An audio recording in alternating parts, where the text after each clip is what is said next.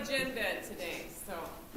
I will just go ahead and start off introducing Chuck. He's from Perm Health. He's gonna give us all the details.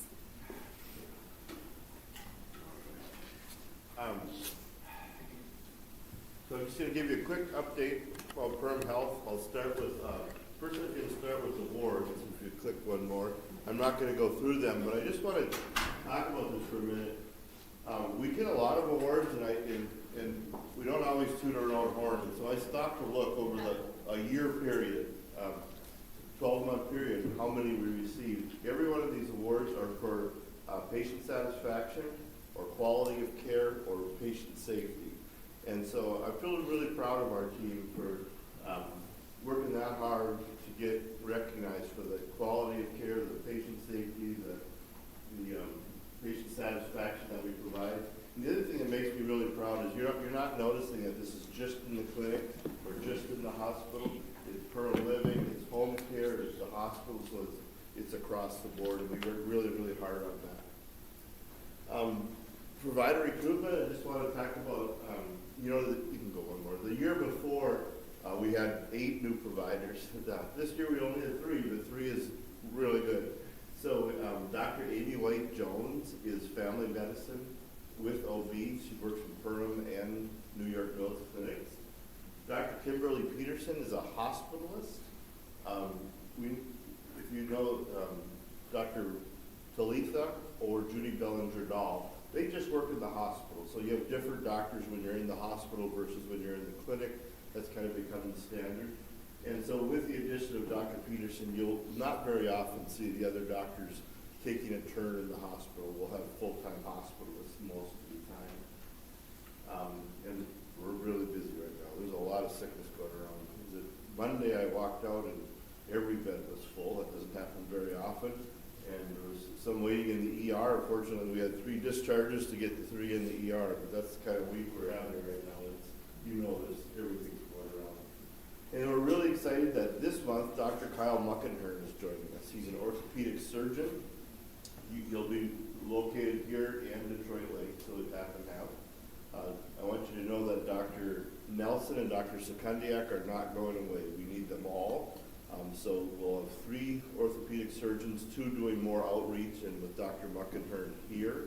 I'll be the first to admit that our wait times are longer than around us, and so we're really excited to have Dr. Muckenhern joining us.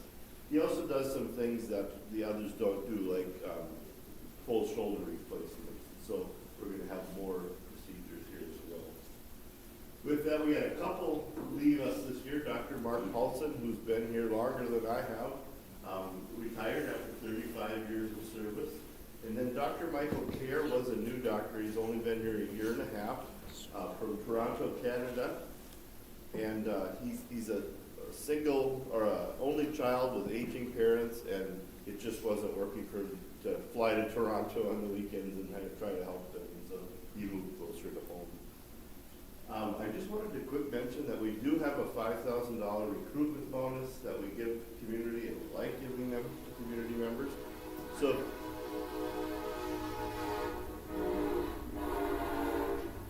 if you bring us a name of somebody that we don't know, we have a list of people we've been following since sometimes high school. If you bring us a name of somebody that's not on that list and we recruit them, you get $2,500 when they start and $2,500 on their first anniversary. And we have given those away, and we like giving those away. We didn't have any real leadership changes in 24, but we had one January 1. So if you haven't heard, Justine Anderson, our CFO, is leaving us and going to Empowering Kids. She'll be a great leader for them. But we have promoted Bill Stotterall to the CFO role. Bill is our Director of Revenue Cycle. So all of the business office functions, purchasing, several other departments will roll up to Bill. But he's not going to be the CFO, and so we'll be replacing Bill soon. Technology and robotics. I wanted to talk about that just a little bit. I'll give you a sneak preview, and some of you will be invited to a luncheon we're going to have in February that's really going to highlight some of the technologies in robotics and artificial intelligence. But in October, we bought orthopedic ROSA, orthopedic surgery robotics, And so again, the doctor's not gone. The doctor's there running the robot, but we're able to do more surgeries, higher quality surgeries with robotics. And so all three of the doctors will be using robotics, not for every surgery, but for a lot of the surgeries. Coming hopefully this fall is DAC. Oh, this isn't what I was expecting. DAC's Copilot is actually used in the clinic, and it's in a trial right now. And it's artificial intelligence, and what it does is tries to give the doctor more time with you, and let the doctor go home at the end of the day without charting. So right now, there's a lot of charting requirements. And so when you're in the exam room, you know the doctor's on the computer, and what you probably don't know is they spend about 2 hours at the end of the day getting all of that charting done. There's so many requirements. What this does is it listens with your permission in the room, and it's smart enough to know it cuts out the fishing trip, it cuts out when you ask about your daughter's ears, and it just focuses on what you said and then fills out the charting. And then the doctor's supposed to look at it at the end of the appointment, just quick scan to make sure it did it right. But just imagine now they can look at you, talk to you, spend more time with you, and then at the end of the day they get to go home. And so far it's been just fantastic, and we're going to be rolling it out further. There's only one doctor doing it right now. The one that is coming this fall, in all likelihood, is DAX AI, and that's robotics for general surgery, OB/GYN, and a few other areas. So Dr. Steininger and Dr. Glavi will be using this. And one of the things you'll see in a minute that we're trying to recruit an OB/GYN full-time here in Perham, and that's the first question I get asked every time. Do you have the Da Vinci robot? Because these doctors have all been trained in that, and they don't want to go back to the old way of doing it. And so that, for recruitment for sure, we need to be moving on that. So that's one. GI Genius is one we just started, and it's when you get a colonoscopy. There's new technology. There's a little attachment to the camera that goes through there, and they found that the doctor can see with their eyes as they're going through so many polyps and that kind of thing. If the AI is attached to it, they can see 37% more. So they're catching ones that you can't yet see with the naked eye. And so like that's showing you the ones that you probably wouldn't have caught with the naked eye that you can see with the artificial intelligence. And so you're going to see a lot more of this kind of stuff. Radiology, I think you're going to see a lot of robotic or artificial intelligence coming soon, but this is the first one that we've started with. And the last one is just kind of fun. It's in the nursing home. We use robotics right now for cleaning and some of those kind of things. We still have staff. We haven't eliminated any staff. But what we're trying to do is give staff back more time with the residents. Can you click on that video? See? It's just a few second video. But this is, It's a cat. one of the pets in the nursing home, Yoshi. And Yoshi likes to ride around on the robot. The next step we're going to take is, we counted it, we take 128 trips a day to the basement for supplies, for laundry, for food, whatever. And so the next phase will be robots that transport. So they'll go down for the food, they'll go down, and then there's got to be a person on each end, but that'll really save a lot of steps. Again, giving people time back with the residents. If you think we take 128 trips a day, just think how much time that would be back with residents.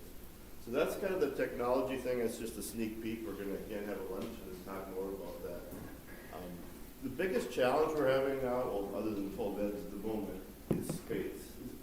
How long have we been in the new location? Does anybody know? Who's going to guess?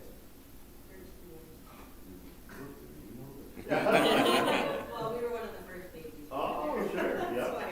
13 years and 2 days, so we are exactly 13 years. It doesn't seem that long ago to me. And we are busting at the seams. And so quickly we'll just go through and we're going to just sail through these about how many. But we have 71% more hospital admissions, people in beds, 134% surgeries, including pain management injections, 126% more births than we had 13 years ago. Emergency visits are up 37%. That's a little deceiving. I'm going to talk about that in a second. Radiology exams, you can see see 124%. Lab is up 186%.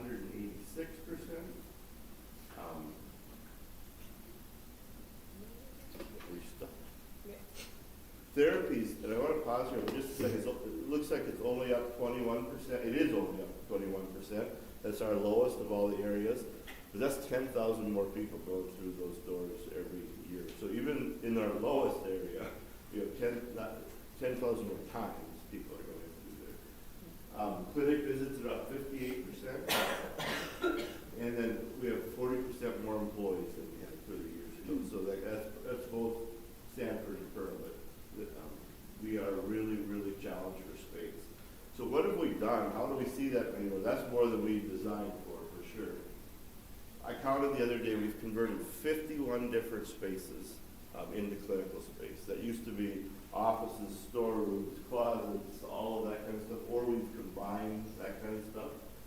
We've moved as many people as we can to the Perham Living Campus and as many supplies as we can and that kind of thing. And then we've also moved a number of our employees remote. So a lot of the building, business office people are all remote. So we did all that to create more space, and we are still really, really struggling. So I'm not going to go through all these, just a few examples. Like in the ED, you can see we converted an EMS room, a consult room, a storage room, provider space, and nursing space that we had to get rid of to create more exam and that kind of clinical space. OB, we used to have a family room, therapy kitchen, physician's lounge, gift shop. There's a lot of things you used to see that are just not there. Almost every office in the clinic and in most places is now double or triple. If you think about all the doctors had their own office 13 years ago, they all share today. It's just we've done as much of that as we can. Surgery, I want to talk about surgery and ER because it's not always the obvious. Do we have an OR available for surgery right now? Yes. You could probably get over there in surgery. But we are short ORs and we are short the rooms that you get admitted to. But that's not the biggest challenge. Every time we do a new surgery or a new surgeon, they bring in new equipment. And that's where we're just completely out of space. In order to get the robotics, we just took part of maintenance and part of purchasing, and believe me, they're short space right now too. I'm sure they're not very happy. But there was no way we could do these new surgeries without moving into that area and taking space away to add storage for that. So that's what's really missing is all the support. There's enough beds in the hospital, but all the equipment, the supplies, the food, the stuff around them, we've taken all those spaces away. It just isn't enough. And the other one I wanted to talk about quickly was ER, and that. Yeah, and that is, we saw 37% growth, that's a lot, but that's not where the biggest pain is. We used to have people for a fairly short period of time, and you either go home, or you get sent to Fargo, or you get admitted. Those are the three things we do. Well, what's happening now is tertiary centers all over, where we transfer to, are full. They are hitting their maximums all the time, and so every day, I'm serious. Every day, there's somebody in our ER that needs to be transported, and we keep them. And we keep them for overnight. We keep them for 24 hours. I will tell you, we had one a few months ago, 61 days. 61 days sitting in our ER. This was a person who had medical and mental health. And people don't take the combination very well. And so it's not unusual to go to 2, 3, 4 days. So it used to be an hour in and out, days and days. So we need more beds, we need more space because of that.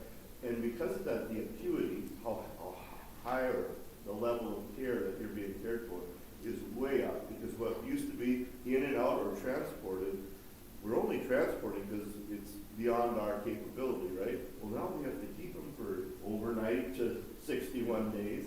And we're basically giving ICU care in the ER until they can go somewhere. And so that is a new phenomenon. It started with COVID, but it has not ended.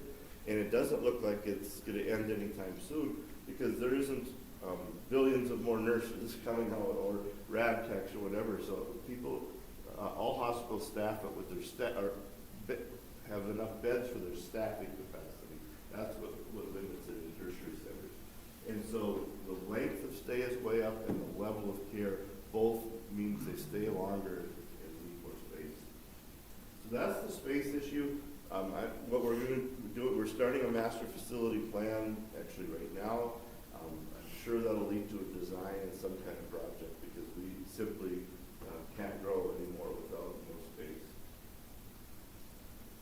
Those of you who've been in the community a while probably know this, but we are not owned by Sanford, we are owned by the community. So Perham Health is a community-owned governmental hospital, and many years ago, 40 years ago to be exact, the board reached out and asked St. Luke's Hospital, which became AmeriCare in Sanford, to bring leadership resources. So myself and the leadership team are Sanford employees, but my contract says I am 100% in Perham, and my loyalty must be 100% to the Perham board.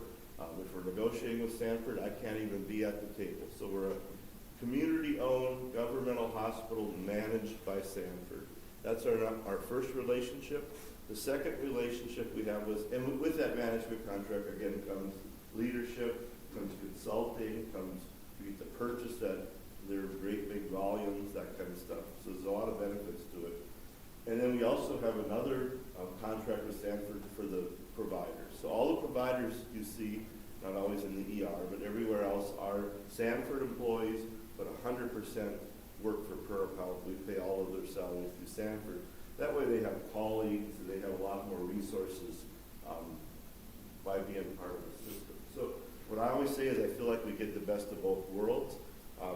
The local board makes the decisions. So if we want to get into robotics, we don't have to wait in line for Thief River Falls and Worthington and somewhere in South Dakota to get them. Our board makes those kind of decisions. So we get that. But we also, Sanford, make sure we get great purchasing. We're in their network, contracting networks, that kind of stuff. So we kind of get a little bit of the best. So we've had this management relationship for 40 years. We'll be celebrating June 11th with the community. So we'll have all the bouncy houses and music and all that kind of stuff to come out and celebrate with us. But what I wanted you to know is that, there's always the question, will a bigger system own Perham Health? And this relationship is working well, so we just signed a 10-year renewal of the management arrangement. So starting October for 10 years, will continue to be owned by the community, managed by Sanford, unless something major changes between now and then, but that is the new agreement that we have. So that's the few things I wanted to give you an update on. Any questions or anything? All right, thank you.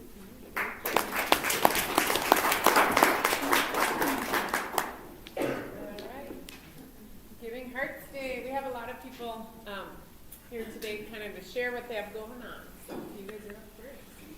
Yeah. Hi, everybody. I'm Etta Hansen from the Boys and Girls Club. And in partnership with Empowering Kids, once again, I think it's been close to 10 years now that our two organizations have been partnering for Giving Hearts Day. We do have a more substantial goal this year. We've just found that it is a need for both organizations.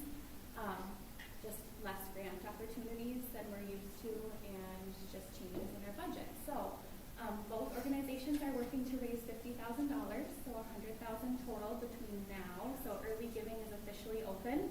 And then the big day is February 13th. It's a Thursday. There are just a few different ways that businesses, individuals can be involved if you'd like to help us out.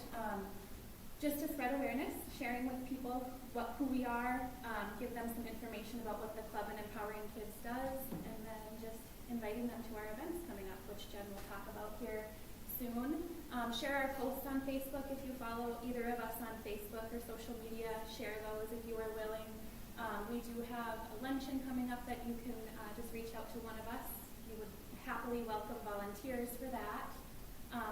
We're looking for a few more prizes for our wheel on Giving Hearts Day. We'll talk about that for our next event. And then, of course, we encourage everybody to give if they are able. And so that QR code there, and then there is a link that you can follow, and it'll show both of Empowering Kids and Boys and Girls Clubs organizations, and you are able to give online anytime now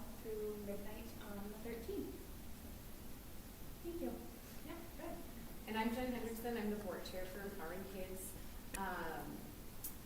Just exciting for us.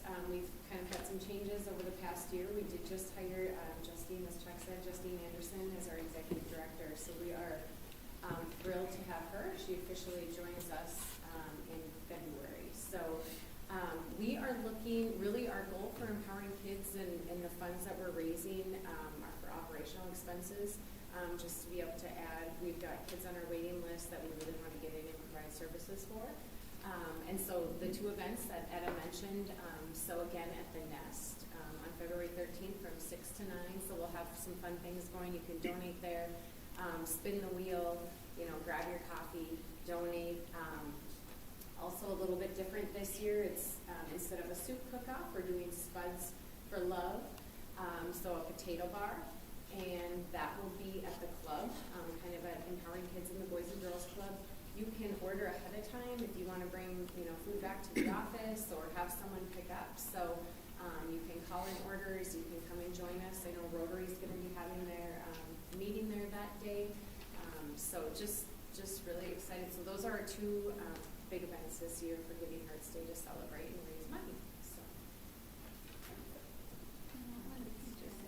Just an overall program information on the next slide here.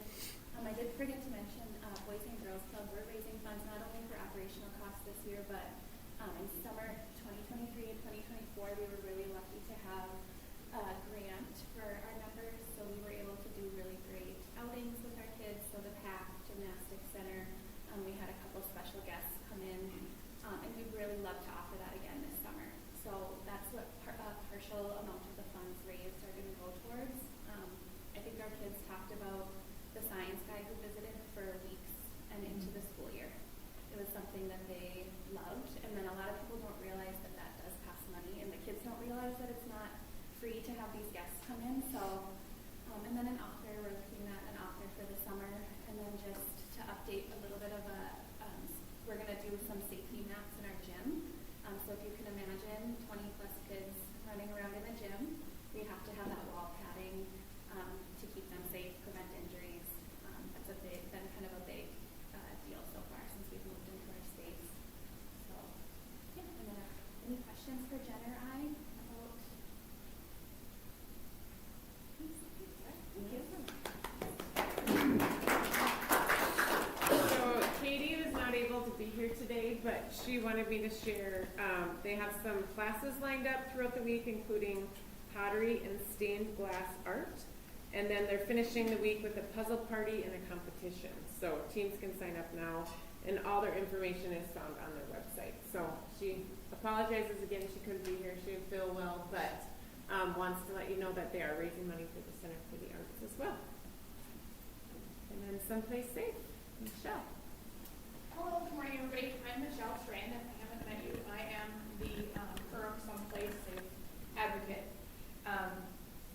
And we are located right here in Perham, right out the ITO Museum. And I was informed it's been 2 years since I moved there, but I recently even had a client in crisis call me from the house that used to be at, crying, going, "Where are you?" So I really tried to put it out there that we are at the 805 West Main. It's kind of cool. We're all nonprofits that are there. We're right next to the early childhood Head Start. Head Start. Thank you. Woo. I'm not a copy of this morning. So that's where we are located, and we do take walk-in and appointments. Our typical office hours are 8 to 4 Monday through Friday, but we can make special exceptions, to accommodate our clients. This is our first year, though, participating in the Giving Hearts Day. I'm really excited. Unfortunately, our marketing and advertising assistant person, she has been out for a solid week or more with whatever stuff is going on right now. So we're kind of a little behind the 8 ball. But I was told we will have all of our marketing stuff up and more things on our Facebook and things like that by the end of the week. But we are encouraging and asking, obviously, for those that feel led to February 13th to go to that givingheartsday.org to donate. Now, if some people do prefer, instead of just doing cash, they want to do something physical, gift cards are very much appreciated.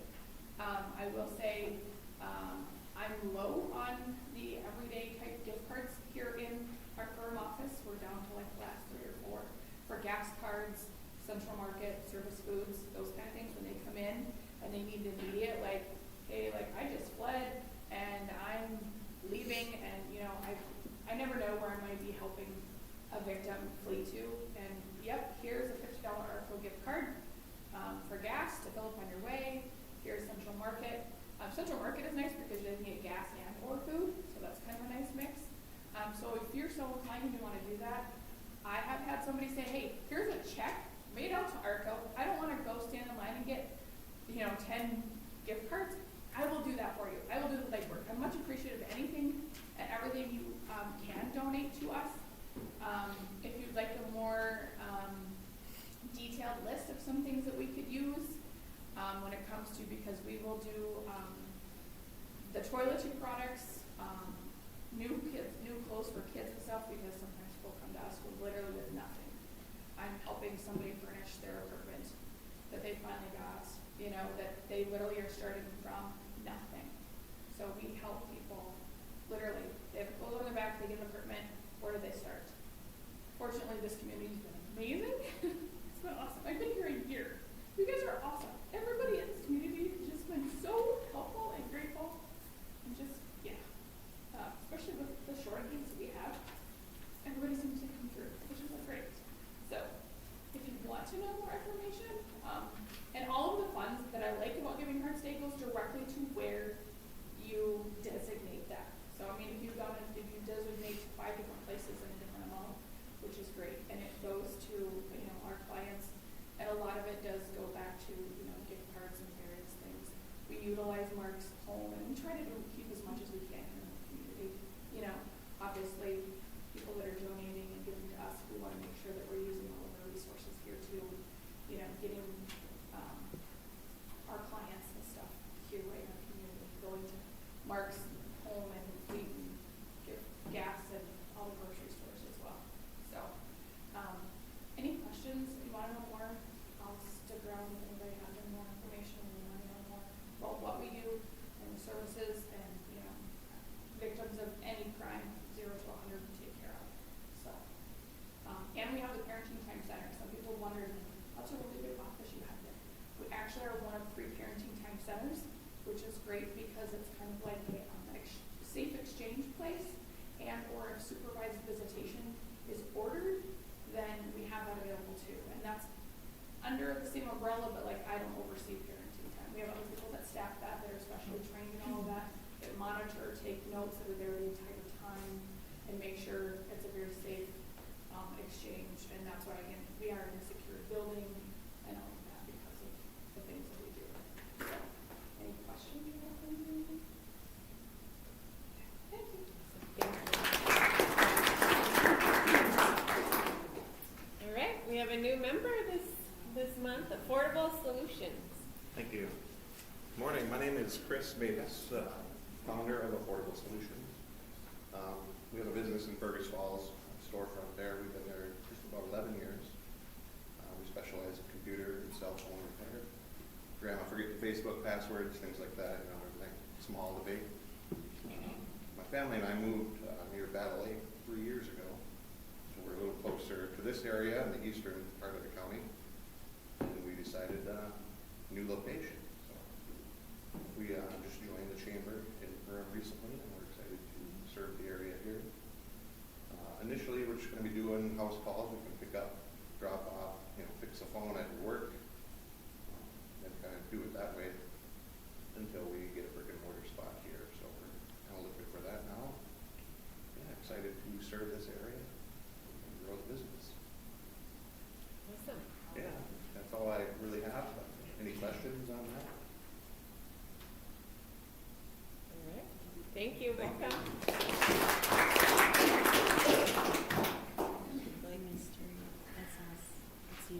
So, this is us. Okay, we just wanted to give you guys a quick year in review of 2024 from the Durham Chamber. Currently, we have 268 members. New in 2024, we welcomed 35. It was kind of exciting. The Perm Bucks this year, $112,000 went through the Perm Chamber office. That's a lot of businesses who maybe gave, bonuses or gifts for Christmas or stuff like that. So that's all money that stays here in Perm. And then holiday dollars again, I think it was 10 days. We sold out 10, roughly, 100 grand. So that was exciting. So all that money had stayed in Perm this year. So, And it grew almost like 50,000. yeah, so 100,000 last year for holiday dollars and 96 in last year in 2023. So, yeah, she grew. That's exciting. 2023, this one's pretty huge. Thanks to Leah and April, their social media reach grew crazy. In 2023, it was 120,000. 2024, it was 258,000. So it doubled in organic reaches, which is pretty amazing. The top performing posts they always surprise you because they're the ones that you would not think that were big. So 20K views were just the new grasses that were coming to Main Street. 8,000 views were using the right salt on the sidewalks, right? It's the salt, yes. Yep, and then 10K views on one of our ribbon cuttings for on-spot therapy, and then 7,000 views when we went to the My Town series in Minneapolis. So, yeah, pretty exciting. Just that random posts of, I think the year before it was a picture of how cold it was outside was the top one. Like, they're just funny. And potatoes. And that potatoes, the free potatoes. RDO Yeah. potato days always makes it up. Free potatoes. So, followers, we have 6,815 Facebook followers and 1,184 Instagram.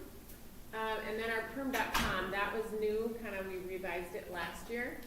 So we have 135,000 total page views, and again, our top page is our events calendar. That's where, as a business, as a chamber member, you can put your events and activities on that calendar for free. It's included in your chamber membership. So that's our top page, which is really cool. So that means anyone from perm, outside the perm area, whoever goes to that calendar will find all the things going on. Turtle Fest was our second biggest, and the business directory, of course, was the third biggest. And when the event newsletters go out weekly, we usually bi-weekly currently until we get some more stuff happening. Yep. So those go to a lot of contacts. So 5,270 contacts. Let's see. And then there are also like email blasts and stuff like that that people can do, and those go to 691 contacts. So that's if we were to send out to all the chamber members that are signed up online there. Usually it's the business owners, managers, people like that. So if you have someone in your business that is not getting these emails and you want them to, you can add them to your business profile and they can get them as well. There's no limit. Yeah, so kind of crazy. Lots of stuff. So they have been doing, these ladies have been doing a wonderful job in the marketing, just really kind of doing it in different ways, being unique, trying new things. They've done like little challenges, trivia's going on right now. They did women in businesses last year, things like that. So that helps grow our social media. So take that as a hint. If you guys need help growing your social media, just come talk to these guys. That's what we're here for. So all of this is included in your membership. So free advertising opportunities just for our members. Don't forget to use those. I sometimes, like April, will grab them off of Facebook if she sees them, but obviously with 200 and some businesses, it's hard to catch everyone's. You do have a member portal, so log in, use that resource. We have business cards, brochures, and flyers that you can drop off here. So you can have those inside. We get a lot of people that stop by. Locals a lot, in the winter, we just moved here. Where do we get this? Where do we get that? We can send them to the wall. They pick what they want. A lot of visitors in the summer, of course, that are looking for things to do. Post your events to that event calendar. Don't forget about that. If you send them to us, we can do it as well, but you can do it on your own if it's faster. You can post them months down the road, too. You can set one day and just post them for the next 3 months if you want to, if you're that organized. Current job openings, so you can also do that on perm.com. We have a spot, and we get, several a week that people will post there. And so people are watching for different jobs. Go ahead and email us your flyers and events or specials. You can find the info hub, perm.com. That's where you get the restaurant specials, vacation, and the deals. Those are all there. You can also post member-to-member deals and coupons in the info hub. So if you want something special for just chamber members, go ahead and post it there, and then they can use that as included in your membership. Not everyone takes advantage of all of that, so it's a good reminder. And again, we are growing, which is pretty exciting. We are doing an incentive now for growth. So if you refer a business and they pay their yearly dues, once they do that, you get $50 in perm bucks. So go hunt them down, go find them. There's a few out there that we haven't been able to grab yet, but we are working on it. We do continue to reach out to them. Even if they tell me no, I'll try again the next year. You never know. They might change their mind.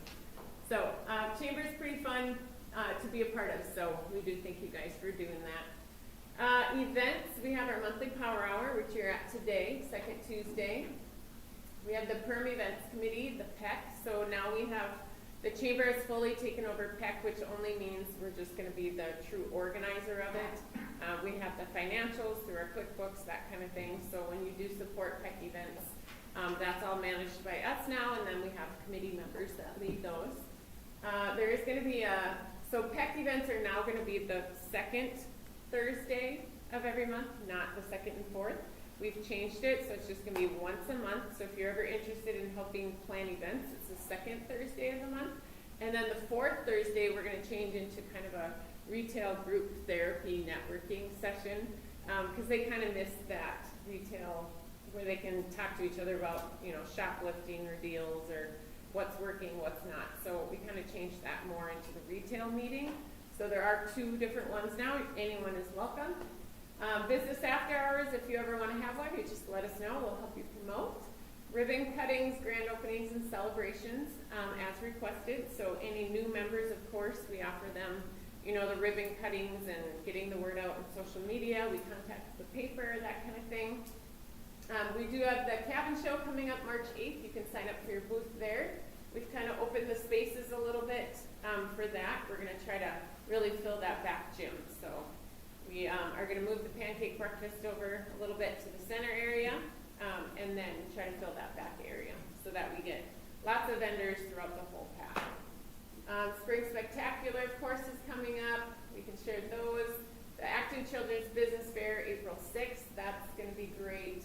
And then for the rest of the year, you kind of know the spiel there. Here is the Spring Spectacular events that are coming up. So February is that big one for Valentine's Day.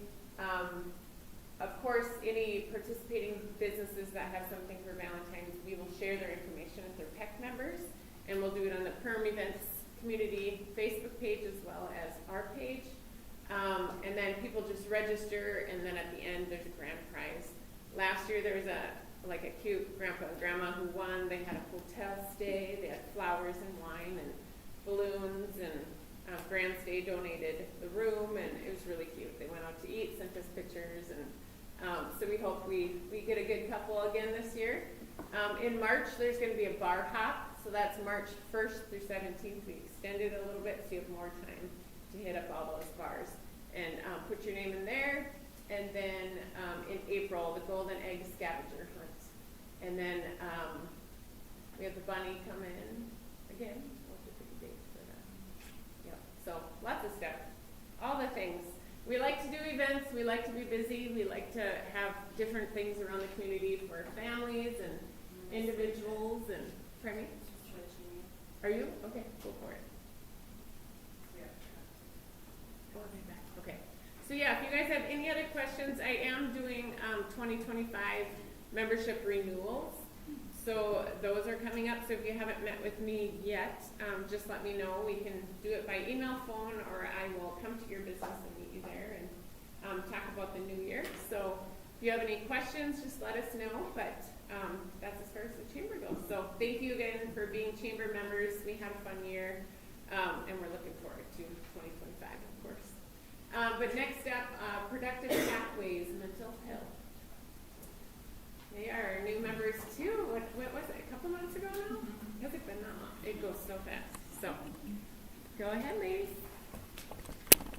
Good morning. I'm Hannah Frederick. I'm Caitlin Thomas. And we're here to introduce Pathways Mental Health Program. Should be really quick. I switched. No, Okay.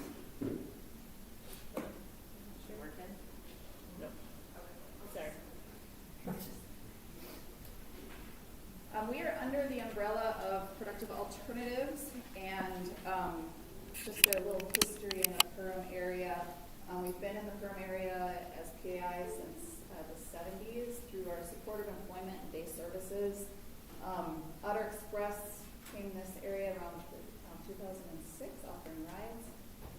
We opened Perham 180, our transition housing program, in 2018, and just at the end, around October, we were able to open Pathways.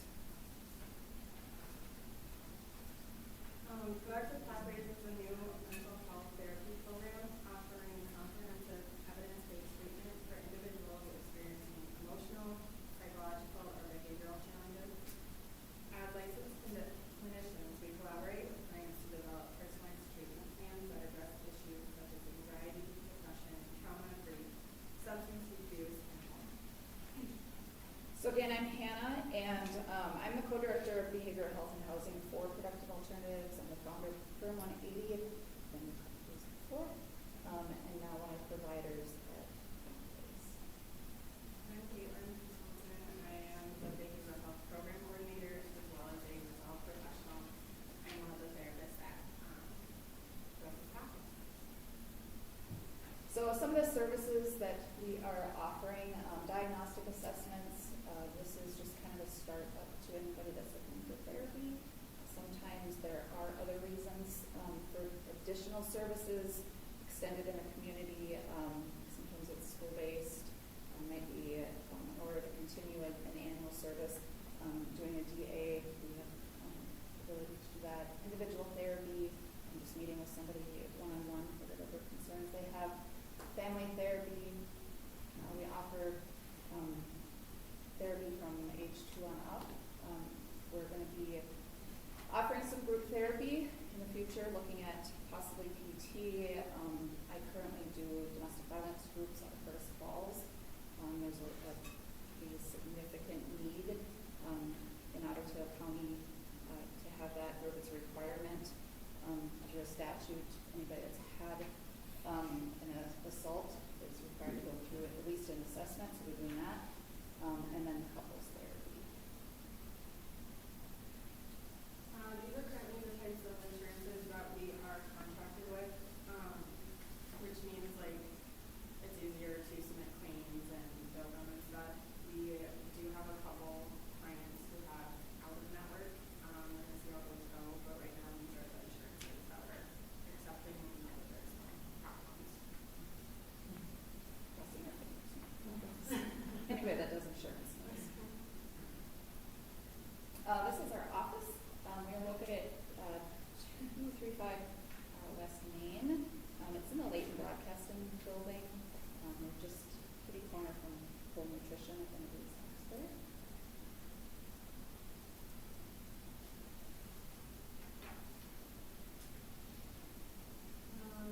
These are some things that make us unique. ART, Accelerated Resolution Therapy. PCIT, hopefully coming in spring 2025. And then both Hannah and I are trained to see the pediatric populations, which is a need. Not a lot of clinicians see those. So that is children who are under the age of 6. So right now we see anyone ages 2 and up. The next slide will go a little bit more about. Accelerated resolution therapy was created by Lainey Rosenwig in 2008. It's also known as ART. It utilizes eye movements shown by the research to be connected to a relaxation response in the brain. Using the prescribed amount of movements taught during the ART training, this guides us in re-scripting distressing images associated with memories.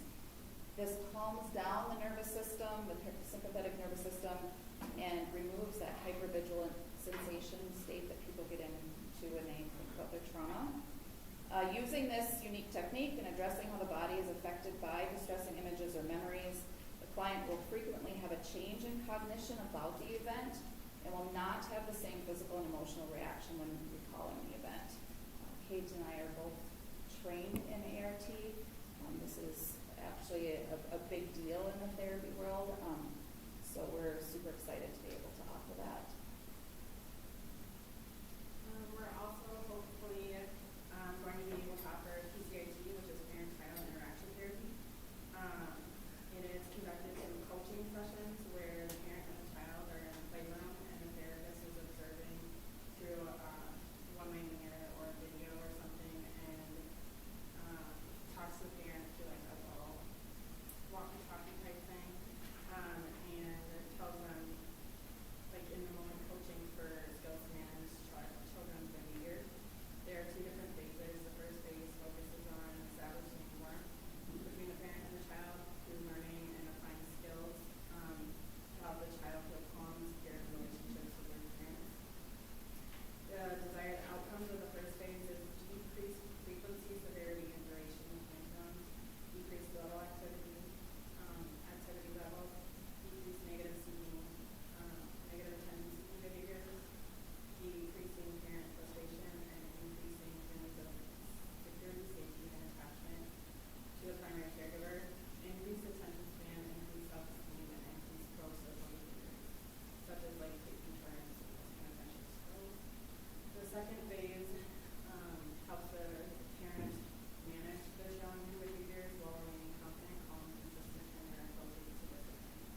Some of the desired outcomes of the second phase is decreased frequency, severity, and duration of aggressive behavior, decreased frequency of disruptive behavior, such as breaking toys, decrease in defiance, increased compliance with adult requests, increased respect for health rules, improved behavior in public, and increased parental calmness and confidence for discipline.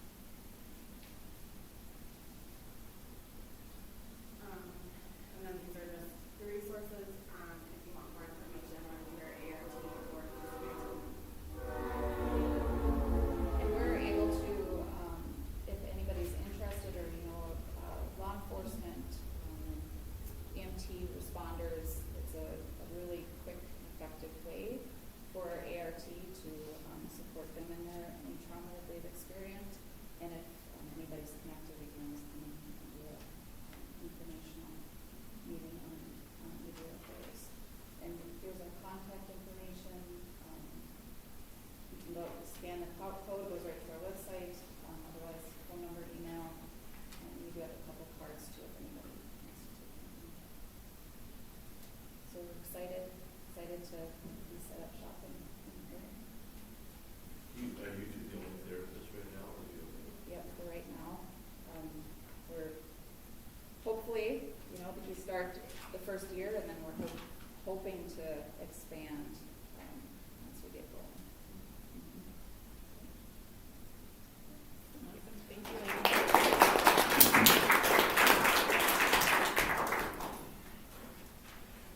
All right, city update. I got none. I'll talk about all the fun stuff. So the lights on Main Street are still not working correctly. They will be.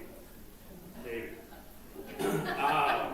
We had a short delay in some materials, so we built a new kiosk on the corner of First and Main, right outside of Carvin's store. 101. Yes, Lakes Home Outlet. Thank you. That new kiosk houses all things electrical and water related to downtown and Main Street. So there's some material delays. We got to get the roof finished. So right now the photo sensors aren't working. That's why the lights are on all of the time, and we had to make up for all the time that they weren't on. Right. So we're just kind of making that gap. We're hoping they're going to get there when the weather cooperates. So that's the other variable, right? We need that warmer weather so they can do that construction, and then the electricians will come back in and get that fixed. When they do that, they'll also be fixing the relay. So the lights on First Avenue on the south side, so in front of Gathering Grounds in that area, and then also Second Street in front of the old Arctic entrance. Some of those lights aren't working at all. So there's a relay that needs to be replaced. They had to wait for that to come in. So they're all going to do that at one time. We're still hoping in the next week or two, again, weather pending and materials coming in dependent as well. So that's maybe one of the bigger frustrating pieces of this Main Street project that needs to finish up and be done. Second piece of this is kind of more, again, just winter related. snow removal type stuff. It's frustrating. It actually snowed this year. We haven't had it for 2 years. I get it. We're trying, our Public Works tries their hardest to get obviously the snow removed so you don't have that hump where the curb is. So we just ask for business cooperation to, when they're shoveling, to make sure they're getting it out into the parking lanes, into the drive lanes. The county's been really cooperative. So we do have an agreement on Main Street. The county comes in and actually does the drive lanes, and usually they like to go, 25, 30 miles an hour and push it as far off to the side as they can. We're asking them to slow down a little bit so it stays in that parking lane. It doesn't splash back up onto the sidewalk, so then, those business owners have to shovel it again. So it's kind of a combined effort between the county, the city, and the business owners, or property owners along Main Street to make sure that we're trying to get that snow out as far as we possibly can. And then after like the snow events, we'll come by and try to clean up those parking lanes and get all that slushy, yucky stuff out of there. So the ridge thing, it's going to take a little while. We don't want to utilize obviously our equipment on the sidewalks. They're brand new. They're still kind of curing. I know it sounds weird, but they are.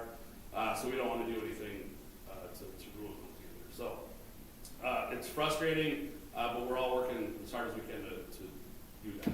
And then of course the salt post. We asked with the new concrete to utilize a non-salt based, kind of more of a gravel type skid resistant product, so that salt doesn't eat away at the concrete material. That's it. That's all I got. Any questions? Thoughts? Any complaints? Somebody's got to have them. No? Oh, man. Okay. That's all I got. Any business updates? Anyone have anything big coming up that they'd want to share?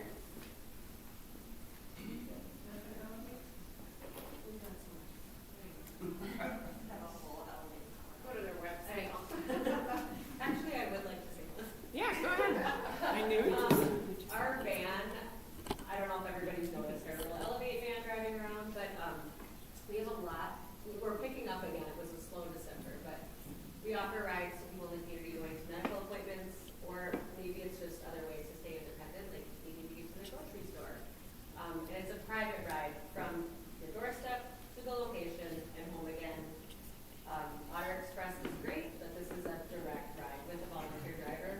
So it costs $10 round trip and per, and you can go to ship your prescriptions, your bank, your groceries, everything within the city limits is $10. So it's picking up, but we have lots of drivers who love to drive and volunteer to do this. So if you want to just spread the word on that service, let people in town know, older folks who might be done driving, or maybe just need a break from driving a parent or a neighbor or something, that's available. So yeah. Perfect. Anybody else? Hi, I'm Sarah Carlson, and here with Mindy Larson. We are on the board of the Cultural Center in New York Mills, and we wanted to let you guys know we have Juice is Wild movie pianos coming February 1st. I don't know if you've been to any of their shows, but they're super fun, super interactive. We have VIP tables available if you're looking like, shoot, we forgot to do a holiday party, or you want to be like super in advance for next year and hit it February. We have options for that, and we have individual tickets. So have some posters if anybody's interested. Please come and grab one. And then they also sent with us our live music opportunities for the spring. So there's a lot of great shows going through May 29th. We've got 7 shows coming to Cultural Center and places in New York Mills. Oh, thank you. We have tickets at the chamber. Yeah. Oh, Rosh. I'm Kyle Warden. I started pressure washing here in town last year, and then we did some Christmas lights too this year, so everything was really awesome. We're looking to scale the business this year, so we're going to be looking for more employees and just kind of getting out there, doing bigger projects. We've got a lot of commercial grade equipment, so we're going to be doing a lot of commercial work, kind of doing recurring commercial work, and then also window cleaning. So I know everything going on with like the Main Street. I've been wanting to get out there and shake some hands and figure out, hey, you guys want some cleaning up to do, but it just, weather's came fast, and so there's still probably a lot of cleaning that needs done down Main Street. So if any of you guys, business owners need, windows washed or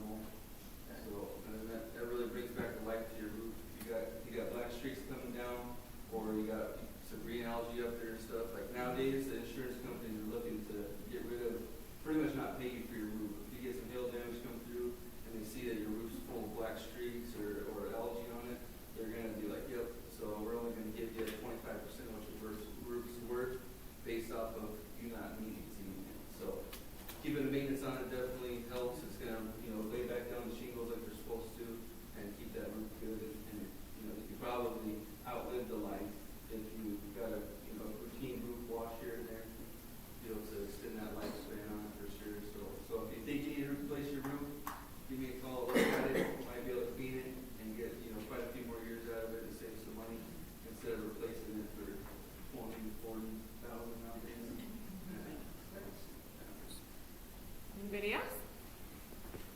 All right, I'm ready for some prizes. All right, let's do a free coffee. So $5. Oh, 2 of them from the Gathering Grounds. So $10. My name's not in there. Okay. Oh, we'll do the one that fell out. Okay, you're the winner. Who is it? Lisa. Lisa. The crinkle effect. It's very nice. The crinkle effect. Ew. All right, this one is $25 to the Pizza Man. Julie Light. Okay, let's go. And then we have $50 for the Brew. Michelle Strand. Michelle Strand. So congratulations. Thank you guys for coming, and we will see you next month. There you go. I stuck my tongue out at you because Back to Julie.